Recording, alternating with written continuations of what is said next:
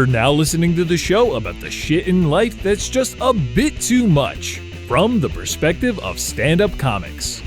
With our hosts, Carmelo Bongiovi and Ken Krantz. This week's topic, 2 to 4, 7 to 9, Part 2, with our guest, John Kurschner.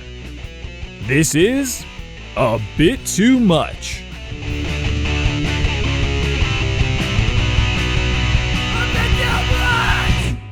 My mom got late stage diabetes, but the weird one that doesn't really affect you that much. I don't know. Yeah. She always says, she'll call me I don't know, baby John, good news, I beat it. I diabeat it. She thinks that she beats diabetes all the time. She's like, I haven't taken my medication 3 weeks. I'm fine. But that's the outcome of not taking her medication. Yeah. One Heineken, she's a fucking wild. Oh, yeah. Yeah, if she doesn't take the medication. Right. Now, my dad took diabetes medication, but also smoked crack with it, which is not Which good. I think it says right on the warning label, do not smoke crack if you're taking. Yeah, this drug interacts with crack. Yeah. So my dad lost his family because of diabetes. He was always at that diabetes house with his weird friends. He made it a diabetes house. Everyone was there, testing their blood, droplets. Didn't he live in the woods or something for a while? Everyone knows you kill diabetes in a spoon with a little lighter under it. My mom kicked him out. He lived in my treehouse as a kid. He lived in my childhood treehouse. These are the stories that I have. I have thousands of them. He lived in my treehouse, and then he would complain. He would complain to me and the rest of my 10-year-old friends of the living conditions. He'd be like, that ladder is straight up, John. Straight. You gotta have a ladder like this on a 45. The fucking tree. Yeah, the roof. The living conditions of when the tree. I heard Nice that, to live in. Nice tree house that's too. All found wood. funny. All the wood was always wet when we found it. Yeah. That's we built it. There was always wood in the woods. There was always scrap wood. Holy shit, that's funny. The tree house was he's choosing to live in a tree. Would you have to go there every other weekend and spend it in the tree house? No. I would go. That's where I would find him. That's where I'd go first to try to find him. And then if he wasn't there, he would leave notes. Yeah. Went to the store. And I'm like, stole from the store again. So I would go to the store, pay them for the cigarettes that he stole over the course of the week. Yeah, I would pay them. How old were you when you're doing this? 10, 11. That's heavy when you for a kid. Yeah. I was covering his tracks my whole life. My dad is an alcoholic, but he, when there's something when you're younger and your dad is doing these things or just making a scene or something, you when you have to grow up at a young age, you start learning early on how to cover up for people. Yeah. You know what I mean? That's a real thing. As a kid, you got to be oh shit, I got to go apologize I'm to that constantly family. doing that. Yeah. Not covering up, but I'm at work, I'm constantly trying to make it better for that guy. It builds that habit. He's late, but I'm trying to cover for him. 100%. That's my whole life I've been doing that. Yeah, me too. I will make excuses for people who do bad things because I think it just ingrained in me because my dad, which by the way wasn't all bad or anything, but he had these real rage fucking moments. He caused a scene. He'd pick me and my friends up drunk, pull over and piss. While he had us in the car, that kind of thing, or get into fights. I've told a few of the stories here, but he'd get into fights, come pick me up all fucking bloodied and shirt ripped. I'm like, what'd you do? He's like, I beat that motherfucker with a Met souvenir bat. You know that bat? You don't have that bat anymore. The little fucking Shea Stadium. Remember that bat I brought you? He beat the shit out of a dude with one of them because it's all he had on him, and the guy was really big. and my dad destroyed this man. And then came and picked me up from freshman year of high school with a rib shirt. He came right from the fight to pick me up. No fight. He didn't change his shirt. I'm he had a rib shirt because what happened is he started hitting the fucking guy who was falling. No, and the guy clawed his chest and ripped his shirt. So my dad had a fucking Tarzan. Fucking his nipple was out. He picked me up and a fucking giant claw mark. I'm like, did you guys have wild sex with someone? That's certainly. I know my mom doesn't have that in her. There's no way. There's no way that sweet woman has that in her. Did you either? And she's like, I beat the shit. And he tells me the whole story. And you do build this habit. That's a really fucking real, man. You build this. You're I got to make excuses for this guy all the time, and then you fucking do it as an adult. I didn't know I had that until just now. I have that. Are you serious? Did you do it? Yeah. I didn't realize that I did that. I've done a lot of not therapy. I'm not gonna. Why would I do that? But I've not necessarily therapy, but I've done a lot of deep thinking about why I am the way I am, and so much of it, it's pretty, I guess, stereotypical thing to say, like your parents, but it's true. Your parent, good or bad, it's how you're raised. How you're raised fucking affects you, man. That's why I'm always so paranoid about fucking up my daughter. I'm like, I know I'm a little fucked, but I'm so worried about it all the time. I overthink everything because I don't want to do any of that to my daughter. I'm trying not. Yeah. It makes you think. And but you know what though? You got a low bar though. It's like just don't smoke crack and live in a treehouse, and your kid is already. Yeah, but how many people just go and smoke crack? That like a lot of times you one or the other. You either go the way they went, or you try to go so far the other way that it almost makes you crazy. Yeah, you know what I mean. Like, and that's where I am. I'm like, I have to be. My dad screaming gave me such goddamn anxiety growing up. The last thing I want my daughter to grow up around is like screaming. You know what I mean? I'd scream a lot in the house. Yeah. Not as much as my dad. Well, I'm saying my specific situation. Yeah. Like my a lot of my situation, what gave me anxiety and what was hard for me growing up was that because my dad screaming wasn't anyway, and then we got hit and all this shit. So it's like my biggest fear is like my daughter, like me growing up, if somebody walked behind me, that fucking like that jumpy when you get hit a lot, or your dad just also just smack your neck just to be funny. That kind of thing. Yep. Yeah, it fucking. My dad still showed up to everything.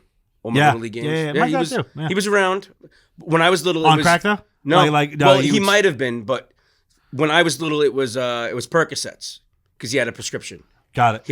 Is that what it started as addiction? Yeah, he had one leg that barely worked because he was on a motorcycle. See, that's fucking sad, man. And then he was on painkillers his whole life, and then they cut him off at one point because he was stealing prescription pads. That's a common story with Percocets. Yeah. They cut him off. And now he had to resort to street drugs. But he went to crack a lot. I think a lot of people go to like heroin because of the opioid. He might have, but I don't think he liked heroin. Yeah. I did find some spoons in the shed though. Yeah. He would blame it on his friend Kevin. Yeah, but you could use spoons for crack too, just for different. Like you could also use them for cereal. Well, not a heroin You cereal. just love Captain Crunch? Yeah. That's making excuses. Kevin, he just really loves cereal. Ken's very forgiving. He's like, that could have been cereal. Just really chocolate. Yeah, why is the spoon black? Why is that silver spoon rusted out? He just never cleaned them. He just always ate cereal. Yeah, that's a real fucking thing, man. Like, your parents... Now, obviously, everyone knows your parents can fuck you up. But, like, those habits that don't even seem like negative habits, like you making an excuse for somebody at work because they're late. That seems like you're a nice guy. It doesn't seem like a bad habit, but it's actually kind of unhealthy, right? Because I do it for my son too all the time. Yeah, you make excuses. Make excuses for him. To my wife. Yeah, I think it's a little different with a kid though, because you're the kid. You are actually trying to protect them all the time. No, my son smokes crack. That'd be fucked up. That'd be fucked up, right? Well, it skips a generation, I've heard. So crack is. I see the signs. Your grandkids should be all right. Yeah, crack is like green eyes. Just. It skips. I think I have green eyes. That's some heavy shit if you think about that. Like my dad was so mad all the time. Like, whether it wasn't always like alcohol induced. He's just an angry Sicilian guy. Like that's why that story about your mom is so funny to me, because it's like with a little gun. Yeah, with a little gun. That's I'll show you the pictures. You see, there's a picture of this little old lady wagging her finger at me. Me just standing there like, what's happening? Poor kid's never. He's like, this is not how I grew up. I don't like this. How much later was that? So that was your mom on your podcast, that clip was? That was probably like 5 years later. 5 years later? She's still... No, it couldn't have been. Maybe 3 years. That would have been a couple of years ago. That's not the same week. It was years ago. It was years after, yeah. Yeah. Still talked about it with the same vigor. That's what I'm saying. Like, you do not really ever break the grudge with an Italian, Sicilian especially. Italians will remember fucking forever.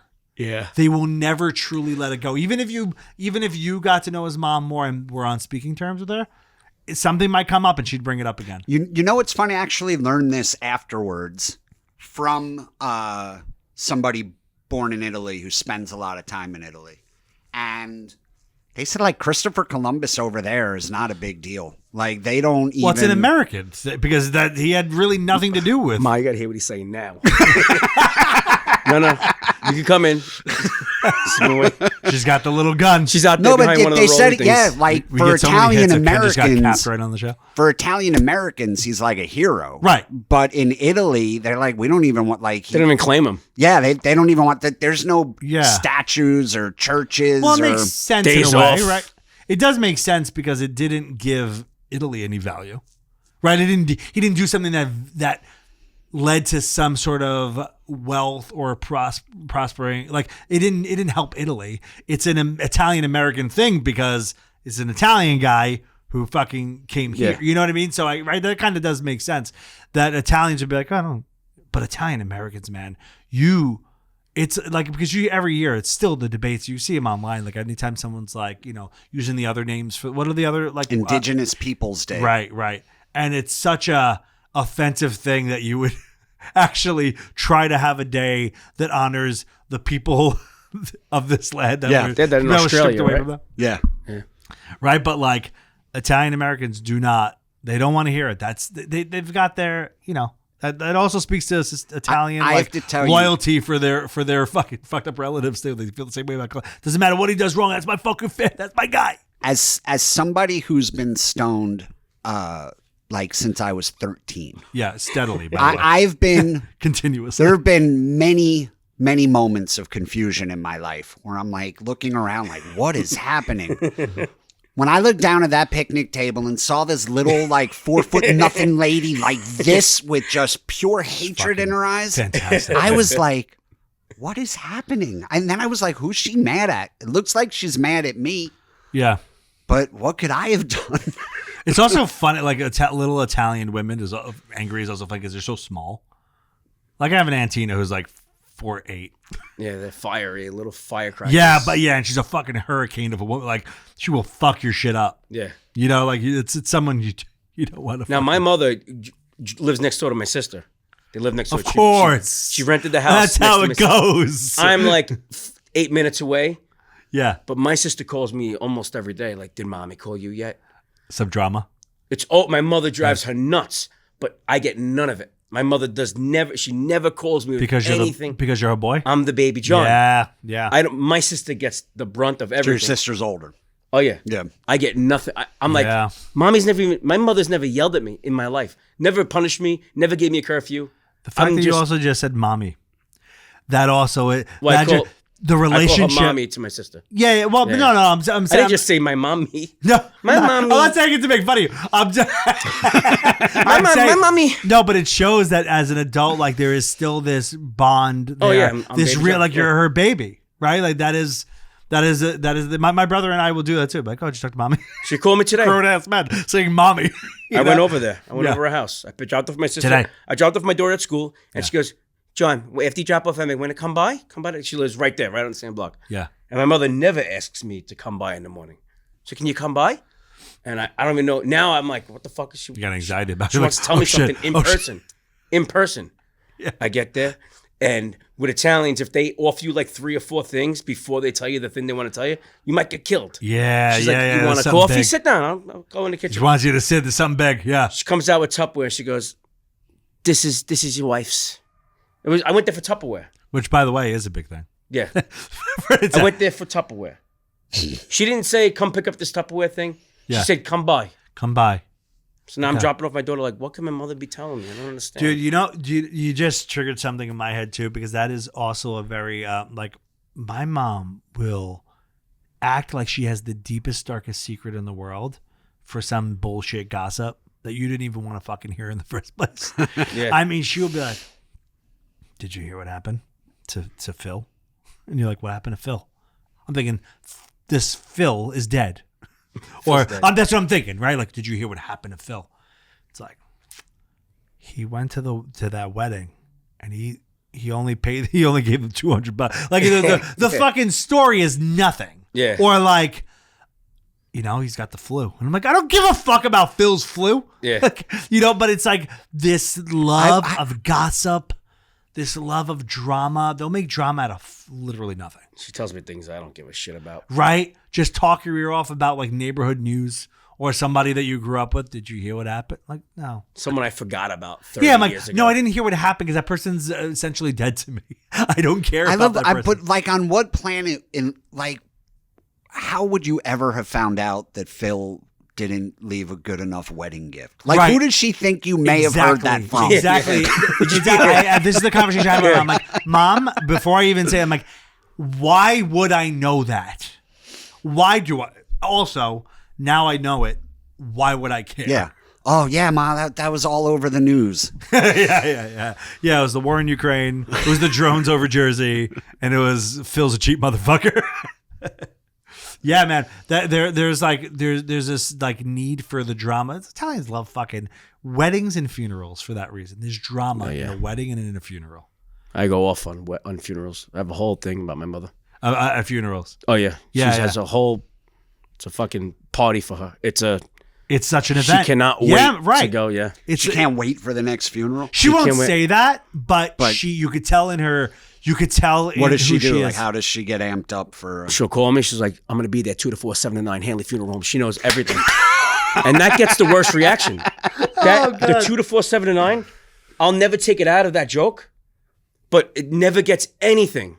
Dude, no, but that hits so hard with me. Where you just keep that in because it's for you. It's for you, yeah. It's very important. The 2 to 4, and that's so fucking real, I've gotten man. 1 or 2 good reactions, but out of 80 times doing that joke, only 1 or 2 where the crowd was like, "Oh shit, 2 to 4, 7 to 9" in that one really quickly. You had that's to an have gone Italian to mother. enough funerals and wakes and had parents who talked like that for that to really. But she has a whole thing. She's, I mean, to get into it would be crazy, but she's the prayer cards, everything, the signing in. Yeah. She's talking about the body. She touched the body. How long you kneel. Is there going to be coffee? Yeah, she goes into the other wakes that are in the same home. She goes, "Did you know Vitali?" I'm like, "I don't know Vitali. He's dead too. He's over there. Vitali now construction. I'm thinking construction. We know him, Baby John. That's Uncle Dominic's friend, I think. Uncle Dominic's friend. Oh my God. I'm still going to pay him respect."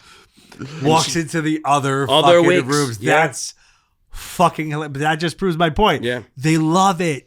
They'll never admit, because you wouldn't say, it make you sound like a piece of shit if you're like, "I love funerals." They fucking live for that drama, good or bad. They want a giant celebration or they want to mourn. They want to get dressed up. They want to go somewhere and they want to. You know what they want to do? Whatever the occasion is, they want to talk. They want to talk shit about it. Yeah. You know what I mean? So they want to talk shit.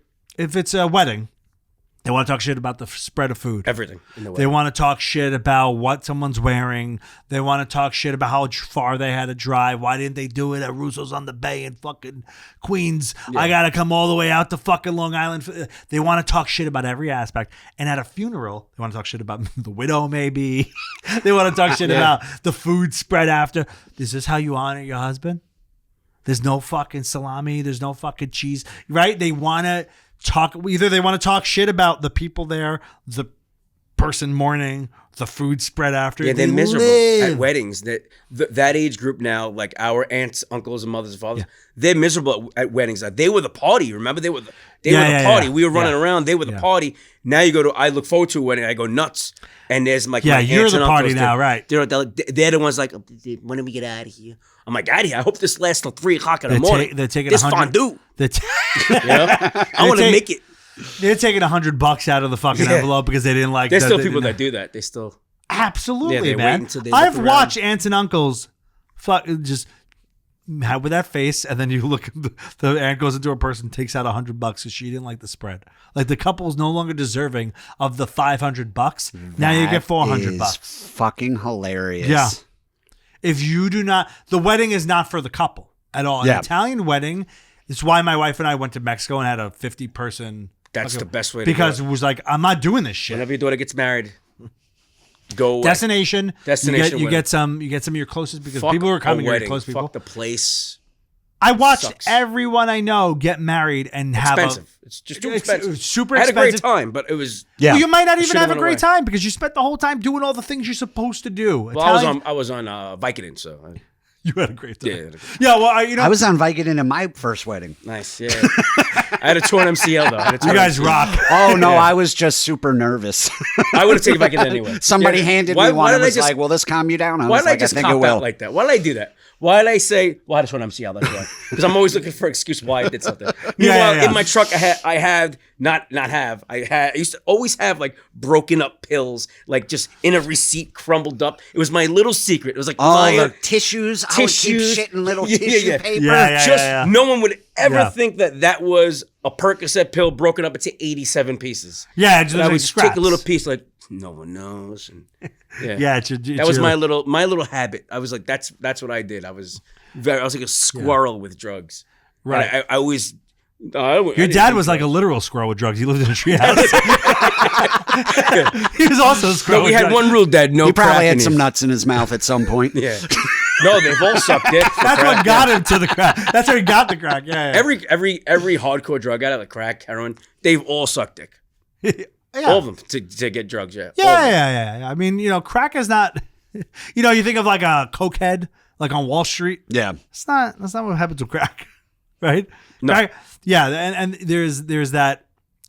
I was laughing at the treehouse thing because that idea of Squirrel, like him and it's funny, right? But it's also sad, and it's like a divorced guy who's like got some real fucking vices and stuff. Is there anything fucking sadder? It's a sad thing. Is there anything sadder than like a middle-aged guy who's got like he's got like if he's got financial issues or if he's got a real vice like an addict, to see what they go from the home to this like one strip down. Yeah, like a garage that's turned into an apartment. Yeah. A tree. That's fucking bizarre. I mean, this motherfucker gets divorced. He has a house on the water. I go to pick him up. Yeah, he is upscale. He's upscale. Oh yeah, I was on the water. I had a place in Long Branch for a couple years. Right. Well, because divorce isn't what ruined you. But if you get divorced and you're not in a good place in your life, that the guy has a very sad existence. Yeah. Out of that divorce, like that first apartment they get, hopefully they pick themselves up, but that first apartment is like, oh God. TV, when you see your dad go from like a house or a nice apartment or just like a decent living, like a regular person living, right? Not saying that you were living in luxury before that, but like you go from like a regular living to that first apartment, dude, that is fucking that is one of the, you go like, oh, my dad's just a dude. Moments. Yeah. Oh, he's not this fucking like, because there's a point where he's a hero, and then there's like, oh man, that's just a sad guy. That's a sad fucking moment, man. My dad, I don't know if we've ever talked about this, but my dad fell in love with my mom's best friend. Yeah, we did. Oh, and he left my mom for her best friend. Yeah, and he moved into her house, which was literally right down the street. Yeah. We lived in the suburbs. We lived on a street, and there was a cul-de-sac right off our street, and he lived in my mom's best friend's house in the cul-de-sac. And where your mom had probably been in that house. Right? They used to vacation together. Yeah. And stuff. I used to talk about it's almost sadder than the treehouse. I would. Well, it's funny. I always thought until John just told us that, I was always like, oh, that's got to be the wackiest place for your dad to go live. The funny thing is, you guys, your dads were in the same distance from the original house. Yeah, my dad was right down the block, essentially in the backyard. But for me, it was normal because I was young. I was 2 Yeah. when they got divorced, and then he had an apartment for a year. I vaguely remember going there a couple times, and then he moved into the house down the street. My brother and I would be having a football catch on the front lawn. My dad would come walking by with his new stepkids and his new dog. And he would like stop and say hello and then, just keep walking. And it was... we talked about this once before, and I was like, it's funny that the neighborhood kids for your dad were his kids. Like, the kids running around, those are mine. Well, listen to this. They were such good friends. This was my mom's best friend. So her and her husband. Yeah. And then my mom and dad, they would vacation together, and my stepmom had 3 kids who I'm still, very close. And she had a daughter who was my sister's age, and she had a son who was my brother's age. So and then she has a son who's much older than me. So like we didn't match up, but my brother and sister were best friends with these kids. And then one day it's like, all right, well now this is your brother and sister. Yeah. Yeah. That's. Yeah, when you're older. And then you got to go to school and explain that. Yeah. That your friend It was a now. big, listen to, this is what a big scandal it was in my neighborhood. So this happened this was like, if I was 2, this all started in the late 70s. Yeah. So I'm talking like 78. Yeah. My mom lives in a retirement community now. She lives in Monroe with all the other retirees. Sure. And she was at some event, like they had a social event, and she met some lady. And the lady was like, "Oh, where are you from?" My mom said East Brunswick. She said, "Oh, I used to live in East Brunswick. What street did you live on?" My mom tells her the street name.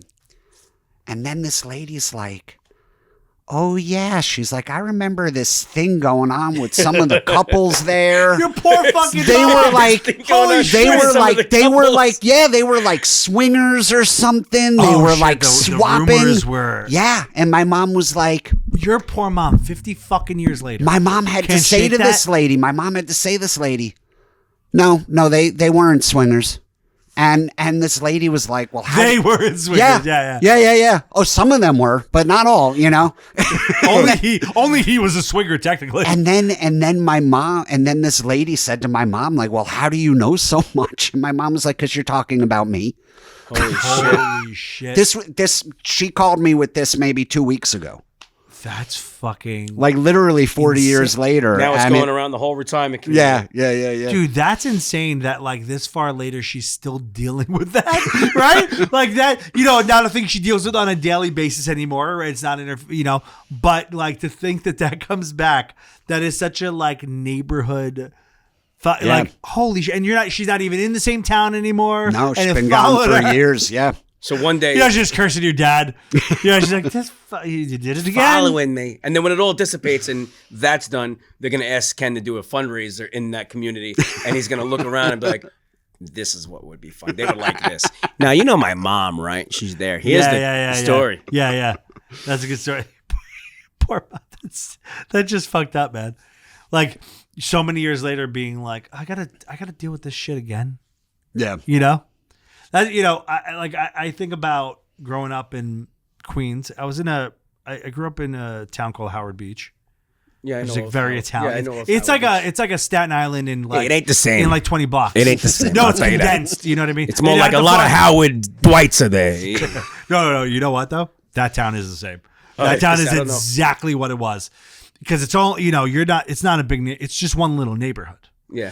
And, it's not like Staten Island's a whole borough. But Staten Island is the same. It's been for a while. A lot of the other boroughs, the demographics are different and they change, right? But, like, in fact, Staten Island is one of those, like, some neighborhoods in Brooklyn and Queens stay like that. But Staten Island is one of the boroughs. I would say Staten Island and the Bronx had this feel and like ethnicities and feel of the Changing towns now, that are not necessarily there, but they're much closer to what they were than the other boroughs are. Yeah, I go to Staten Island and I feel like it's still the same Staten Island. It's still the same Staten Island. You still got the some Italian. neighborhoods like change drastically though. Some like a lot of Russian or a lot of Chinese moving. The proximity to Manhattan is a big define in New York. The proximity to Manhattan is the like that's your neighborhood is open to change if you're very close to Manhattan, because you got people coming in for jobs from out of state to work in Manhattan, and then they live in the boroughs around it, and they live in the very close proximity because they're not going to move. Someone coming from Nebraska is not going to live in Staten Island. Yeah. And get on a fucking boat like they are Christopher Columbus to go to fucking work it right. They're He not was a going to good get man, on a by the fucking way. boat. Saint. Gonna fucking say you don't do that. You don't do that is fucking great. Right. You don't do that. But Staten Island is one of those. I mean, I still got my mother-in-law lives there still. My wife's mother still lives there. I think that's the last of her like family that's really still. Oh, I know her. No, yeah, that is the last one that's still there. But we still go there and go to like. I mean, it is as far as Staten Island. I always knew growing up whenever I had to go there, and that is still Staten Island. You still get a great fucking sandwich. You get a nice slice. You get a nice slice of pizza. You know, that's the real tragedy in a lot of parts of New York is we lost all the good pizzerias in parts of New York. But they're still there. But like Staten Island, I don't know, man. I don't think Staten Island's ever gonna change that much because it's far enough from Manhattan to where like those Italians are just there now. There are some towns like in this tri-state area that just never ever change. You get towns that don't change. I worked in Bayonne. Yeah. For close to 20 years. Yeah. I would cut through Staten Island every morning, which would make me furious. Just to get on another bridge. I would come over the outer bridge to get on the Bayonne. Yeah, yes. But it was so much money to enter Staten Island. Yeah. And I would pay twice as much to leave it, but like to charge me to enter it is you're charging me to, first of all, if you're just driving through it, you're just in traffic the whole fucking island. Yeah. And you start to understand why people in Staten Island go, if someone's on the North Shore of Staten Island and they have a friend on the South Shore, they're like, I'm not going there. I got to go all the way to the fucking South Shore. It is an hour to get Staten Island is not big. It's not very big. It's not big. Bayonne has not changed ever. Yeah. Ever. Yeah. If you watch The Honeymooners, right? So now you're going back to the 50s. Show's 70 years old. Yeah. 38 episodes. They make jokes about Bayonne all the time that still apply. Yeah. Like they still hold up. Yeah. There's people in that town that have never left. Generations. Yeah. Bayonne is very proud. But Staten Island is that like, so there was that period of time where people were going from Brooklyn, like Bensonhurst, Bay Ridge, that part of like South Brooklyn, those Italians were going to Staten Island. And then it just got like established. They're like, now this is our land. And they just generation by generation don't live there. You know, it's like a pain if you have a job in the city and you got to take like the ferry or the express bus to go into the city. And you just can't wait to get back to Staten Island. There's like a comfort. You know, whenever there's a town where if you're not from that town, you're like, I got to go to that fucking place. Those are the towns that are hard to change because they're filled with people who just live, die, eat it, breathe it. The greatest. Yeah, there's people that'll town. never leave Staten Island. That I know. Yeah. Guys I work with. Most of us moved to Jersey, but there's guys that'll never leave. That became a move too. Then Staten Island to Jersey. Yeah. And then Jersey was like, what the fuck? We got these motherfuckers now. I got out quick. Right? Aren't there a bunch of terms for like that? Like the Bennies? Oh no. Bennies. Yeah. That's one of them. Yeah. Well, I guess you can call someone that moves to Jersey a Benny, but the Bennies are coming from the shore. What does Benny stand for? It's an acronym. It's an acronym. New York. I think it's like the Brooklyn something. New York, like that I never even knew it stood for something. It's like the New Yorkers that moved to Jersey. I always hear my uncle use it, so I just assumed it was racist. To be honest, I never knew what it meant. Also, I mean, it is. So it's probably Italians because that's who's moving there. Now that we're older, the Bennies are the apple pickers. The apple pickers and the Christmas stuff. They go to see pumpkin picking, and then they come back to Staten Island. But those are the Bennies too. Sunday nights are it was also used for people that go and party at the Jersey Shore. That was the original. That was That was you go like I was a Benny, I guess. Yeah. In Queens, we didn't go to the Jersey Shore. Like if we had to go, like we'd go like out to Long Island. Those things, and also Mirage. That's a move. Oh, holy shit! Let's go to Mirage. I used to go there. There's a nightclub called Mirage. That is. You just like awoke a fucking bunch of. I feel like my hair is just spiked up as you said that. I think I smelled your car. Did I instantly get a gold chain under here? The Mirage, Garden City, Long Island. That's the town it was in. Oh, that's where it was? Yeah. I don't remember. I used to just drive there every Wednesday. Yeah. Wednesday so nights. I used to go there with my brother, who, with his ID and him. Like I had his old ID, and we were just two of the same person. And they we would separate by like 7 people. Care. No, they didn't give a shit. They knew. And they knew my brother. They'd be like, oh, the other. They used to take money under our IDs. I used to put money, $20. Yeah. Under my ID, they would take it. I had my brother's chalked ID. Remember when people would chalk IDs? Chalked IDs. Yeah. And go to Mirage, underage, and just fucking debauchery. Like this is one of those like established New York nightclubs where there's just so many people on coke. There's so many people. They just fights constantly. It was a wild place. And it was just, structurally, if you're like, oh, this would just be another, like this is a bar lounge. I think a wild fight. I can't tell you the amount of punches. And we got in a lot of fights there. Yeah. That's a very New York thing We too. might have fought you and your brother.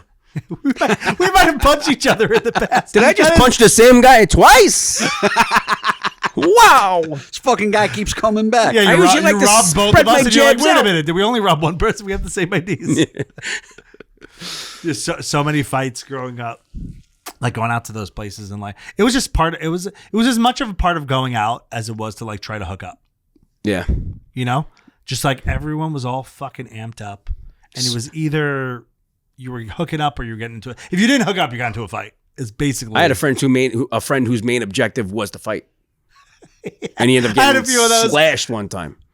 Guy cut his whole throat open. Oh, God. Almost died. Yeah, almost died. yeah. I was in the fucking ambulance with him. Yeah, Black, sliced. yeah. It was disgusting. Dude, the Did that stop? Like after that happened, was We he stopped like, hanging I out got with that it? dude. Well, he was the only one. the one who got cut. Yeah, he was the only one. Like all my friends messed around with like ecstasy and shit, Yeah, my friends. and they didn't do other drugs. coke and ecstasy. They just did ecstasy. That was a good drug. Never tried it. Still, I would like to do it. Yeah. You know what? I don't think didn't they make it try it. anymore. Some MDMA or something? I don't know if And this you is your gotta get experience with it, Molly but if now. you're sober around people who do those drugs, like the first time they do it, if you could get caught up in doing it when they do it for the first time, but if you're sober enough around them, you're like, I'm not going to do. Look at you, right? You just fucking jaw out. Yeah, they got to drink like 17 bottles of water to not die. I was scared shit of it. I was it's scared of it when it's I a seen scary it. fucking drug. I would just drink the whole night. So they would carry me out of clubs. Like, yeah, our friends in alcohol. But they're on ecstasy, so they're like feeling your fucking nipples and Yeah. stuff. Like, oh, John, this is great. I just Yeah. kept on drinking. Yeah, me would too. I was just a store drinker. Yeah, vodka in a water bottle. Like at Dude, some that was the clubs, they move. stopped serving alcohol at a certain time. I would Yeah. store that was the vodka. move. Yeah. we used to do that even just to go to school sometimes. Just have water bottles and vodka. John, thanks so much for coming by, man. It was fun. Thank you for having me. Do you have anything to plug? Either of you have anything to plug? It's gonna be sometime in shows February. I have my special that just came out.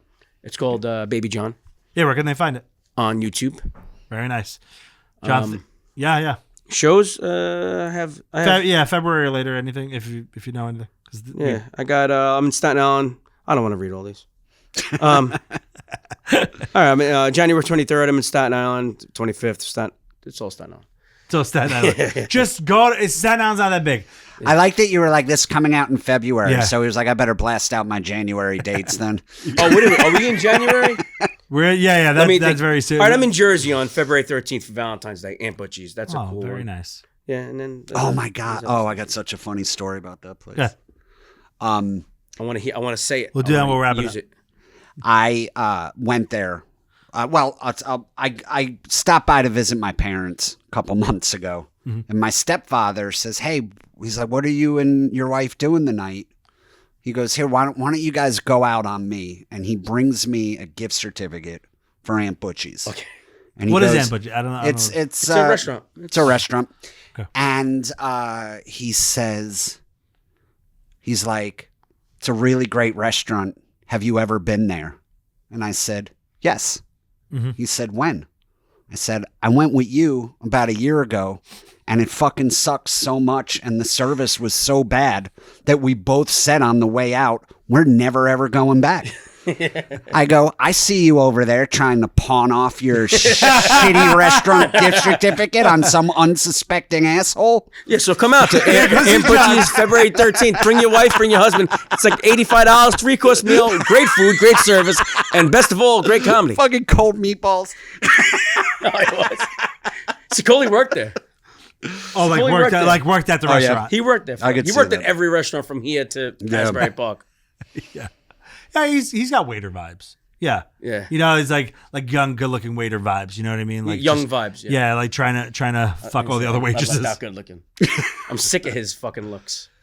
It is annoying, right? Very annoying. Listen, we put Girls a, are fucking falling on him. not only girls. Let me tell you something. We put out a clip of him talking about. He had this story, very funny story about this girl like horribly eating his ass, and like he didn't enjoy it and everything. And every goddamn comment is, guys going, that's because you didn't have a guy. Try it. I right. volunteer. Little hand up emoji. He took himself off as a collaborator. Yeah, he removed himself because from the post. He's too gonna many get gay harassed. guys. He's a little homophobic. He's not comfortable. He's not comfortable with the gay stuff. You think he would be? But I mean, he'll try to hold my hand as we're walking because that's funny to him. But he's not comfortable with the real gay stuff, like really gay, like guys that are fucking like that are asking to fuck him. Yeah, these guys were like, "I will eat your ass." There was straight up comments that said, "I volunteer. Let me do it. You'll have a better experience." He was like, "Dude, what is going on here?" He removed himself from the post. How can I say this story is? It's fair. It's about Sicoli, who's very good looking. If you don't know, he's a very good looking guy. Very funny guy. Very funny. Cousin of mine goes, I'm gonna come to you. I'm coming to that next show. That show that you post. I'm coming. I'm like, all right. She's like, because you have Sicoli there. Now my cousin's very attractive. Right. You have Sicoli there. That's why I want to go. So I go to Mike and I go, dude, I think because he's made a comment about my cousin before. Yeah. He's seen her.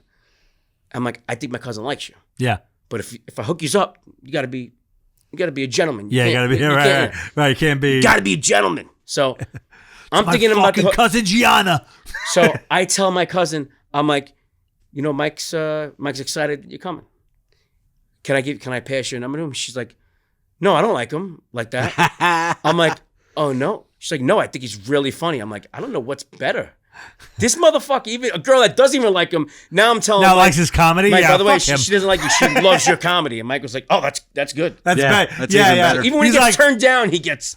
Right. And it's like satisfying because he's good looking, so he gets hit on a lot. So it's like, oh, I got enough of that. So now I just get some fans. Yeah. Oh, fuck him, man. That's upsetting. It's too much goodwill Mike. toward one person. Anyway, it's a bit too much podcast on all the socials. Like, subscribe, everything. Check out Baby John. Thanks for stopping by, dude. Thank you, guys. Thanks, bro.